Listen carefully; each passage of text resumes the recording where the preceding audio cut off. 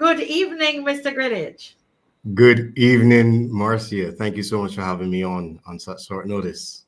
Yes, I tell you, when we spoke today, we did not intend for you to be on at I know, all. I know. But I'm always, as I told you, I'm always happy to come on once I'm available. Yes, yes, yes. Well, you would have heard Mr. Bob talking about the video, and everybody, people were really, I believe people were touched by it. We opened the line, and men were calling in.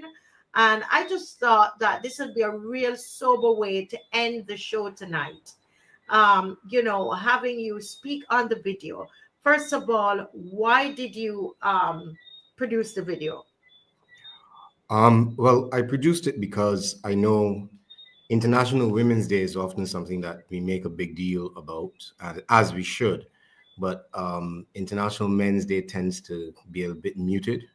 So I wanted to lend my voice to the occasion, and also because we see what's happening in Barbados as it relates to our young men. And I have a 19-year-old son. He's away at university, and I've spent all of his life pouring all of my energy into him as a father, such that he can have the life ahead of him that I think he deserves. Mhm. And my father poured into me as well, as I grew up.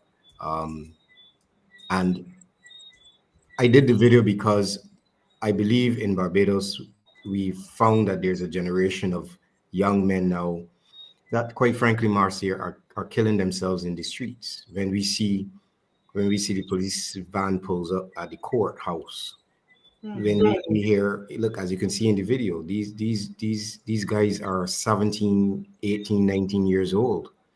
Um, and it breaks my heart. As your audience will know, I'm an attorney at law by profession, and in my earlier days of my career, I practiced criminal law. So a lot of what you see now, I've also experienced firsthand. It breaks your heart. I, we're always very quick to vilify them, and as criminals, I guess that's the natural response. But for me, I believe as a candidate for higher office, as someone who's looking to say, listen, I want to make change in Barbados, and we see something like this that's wrong. I wanted to lend my voice to say, listen, I want to be part of this solution. I want to be part of making sure that our young men have opportunities. Very quickly, I know we don't have a lot of time, but I'll tell you a story, because something that a lot of people don't know about me. I'm actually the chairman of a football club, one of the largest football clubs in Barbados. Um, Really? yeah, You knew yeah. that, Mr. Bob? Mr. Bob is a sportsman. You knew that, Mr. Bob? I don't think he would have known I'm not that. hearing him. So what's the name of that football club? I'm going to ask you that. I know. So I'm actually chairman of Kickstart Football Club, Kickstart Rush. I Kickstart. didn't know that. Yes, yes, good start, yes. Yeah. No, wow, I didn't know that. Yeah, because my You're son, my son played football up until actually he plays more recreationally now, but he played football from the time he was 4 years old. So I got very very involved, and I raised that because coming through our club now, our club at any point in time may have 250 juniors, up to 40 seniors in our club. And we had an incident last year where one of our young boys got into trouble. And this young man, he's raised by a single mother, and he got into some trouble with the law. And myself and the club manager, we rallied around him, and I saw what the impact of having us there with him was able to help him. Now there are a lot of young men that don't have that, and that young man, he was a teenager. We were able to rally around him, find a solution, and get him on a different path where he then went off to boarding school in Canada, playing football. He continues to play football and allow that stain on his life not to dictate what the rest of his life looks like. Um, so this is not something that I'm speaking about theoretically. This is something that I have experienced both in my practice and even as being part of the football fraternity in Barbados. That young men need us as coaches, as teachers, as pastors. They need us to invest in them. But more importantly, as you would tell from my message, this this society needs serious educational reform. It is my thesis that a lot of our education at the formative years, it um, it separates first thing young men who may not necessarily be early academically inclined, but it sets them on a path of failure. There are a lot of social issues that turn up at the school that we are not equipped to deal with.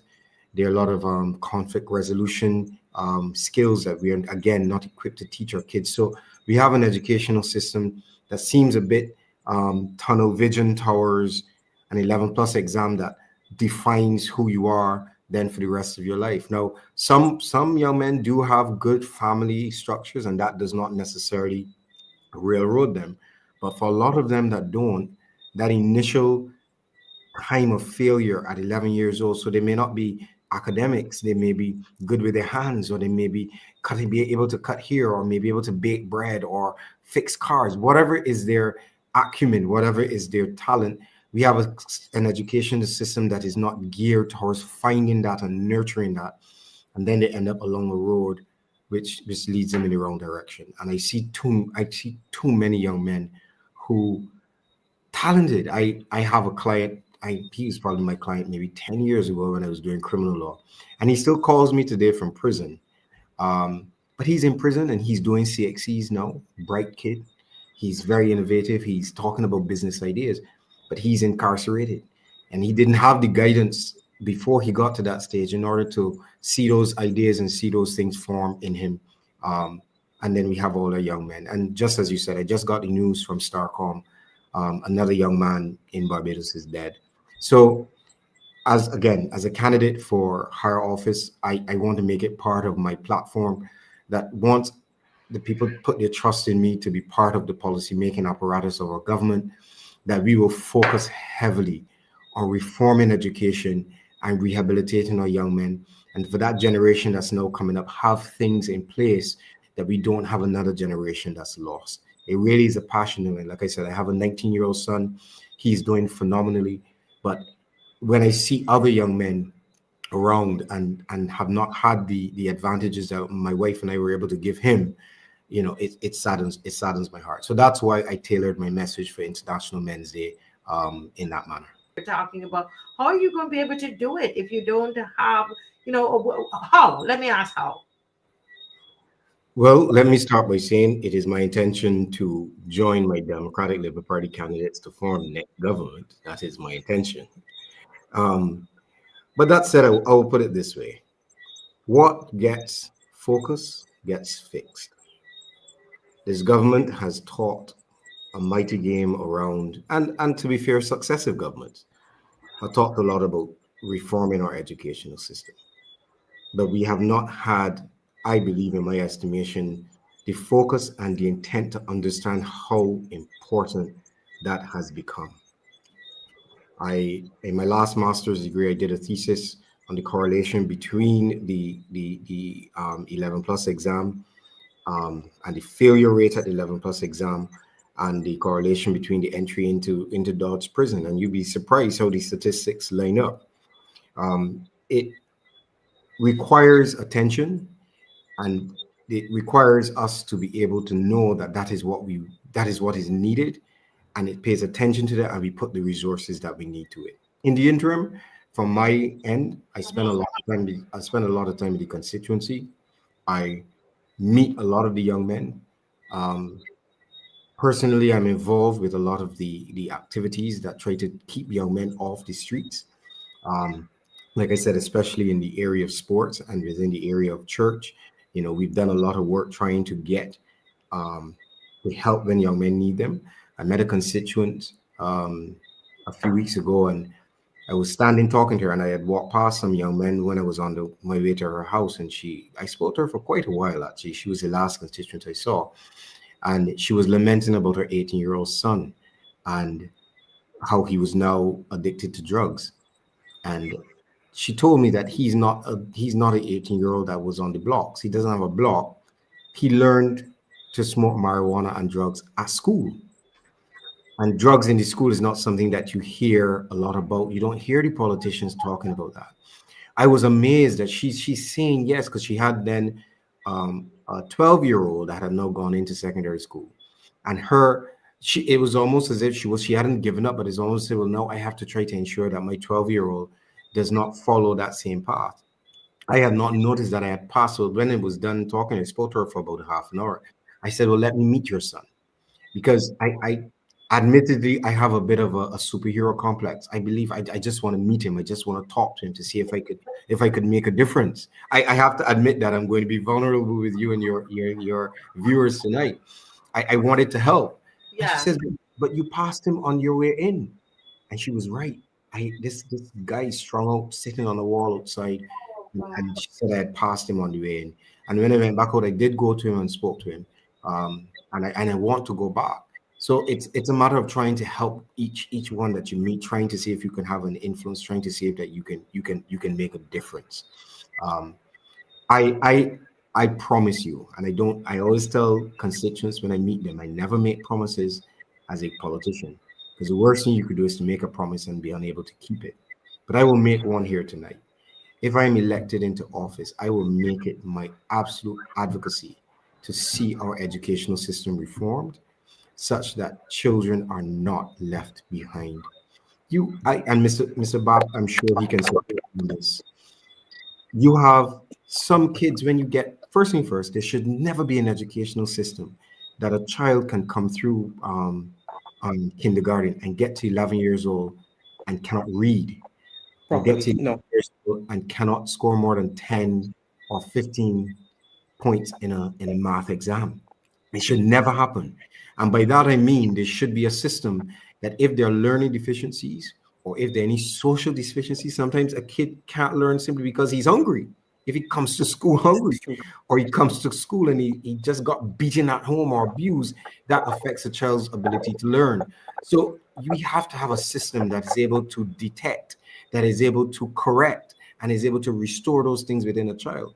Now, my son sat the common entrance exam at 9 years old, but there may be a child that when he gets to 11, he may not be ready for that test. Have a system that's able to see him through, because he might be ready at 13. Mhm. You understand? Because his life doesn't end. He has his whole life ahead of him. He may be ready at 13. So there should be a system that's able then to take certain children at their pace and be able to then not set them on a course. 11, you can't get it done. You fail and that's it. You go off to what people call the newer secondary schools, which then engender a lot of failure first thing at that age, a lot of deviance at that age. Teachers are now demotivated. It just is, it's just not a healthy system. So my promise is, if I do earn the trust of the voters to the extent that I am voted into office, I will make it one of my singular tasks to ensure that we have education reform, even if it means just beating the drum every day that we need to have to make this happen. And I will end by saying, just so I started, what gets focused gets fixed. Yeah. Well, thank you so much for joining us. I just had to call you on the fly because people were calling in and being touched by the video, and I really we're going to put it up as a single video on the channel, and people just share it and share it to our young people, share it to everybody, churches, wherever. I think it was well done. Anything, Mr. Bob, before we release Mr. Greenidge? Release I because just, I he's just, still in I would, practice. I would hold him to his promise. Thank you so much.